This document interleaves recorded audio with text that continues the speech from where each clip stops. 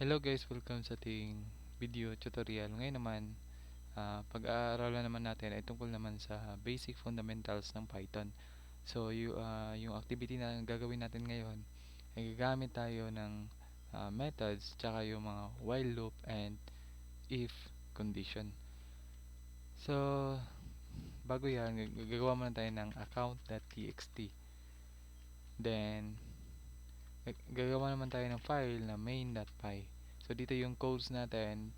Dito naman yung mga data natin na kukunin natin mamaya. So for example, may username tayo na Windel, password na 1234, pin na 123, and zip 6. Ayan. Then uh, barangay or ayan. Ayan. Then school. Ayan. Then year. Ayan. Then contact. Example contact lang yan. Contact. Ayan. So, itong mga data na to, kukunin natin yan gamit yung basic fundamentals ng Python. So, dito maglalagay tayo ng variable na target is equals to input. So, itong input para makapag-input tayo ng string. Yan. So, para ito yung variable at nag-equals tayo sa input para makapag-input tayo. Ayan o, nakita nyo, read a string from standard input. Yan. Or the prompt string, if given, is printed to standard output without the trailing new line before the input.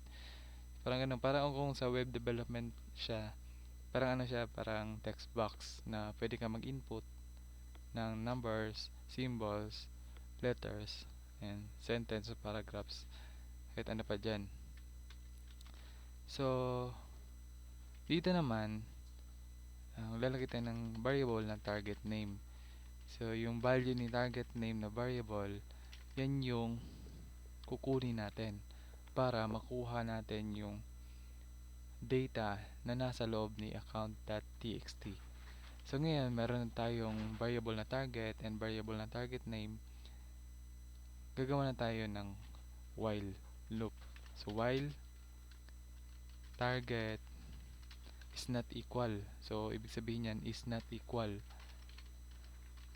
So, kumbaga, kung yung in-input natin na string or numbers, kahit ano pa dyan, pero considered as string na yung pag nag-input tayo ng numbers dito, since string naman yung ano.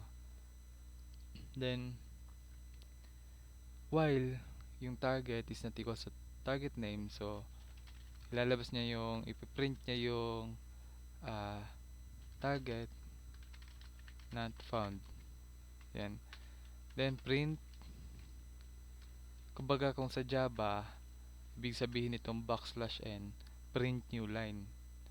So parang hindi siya magkadugtong,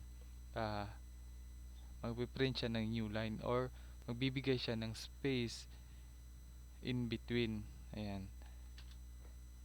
Then dito naman, kukunin lang natin ulit si target is equals to input, then enter target name. Then lagyan natin ng continue na keyword.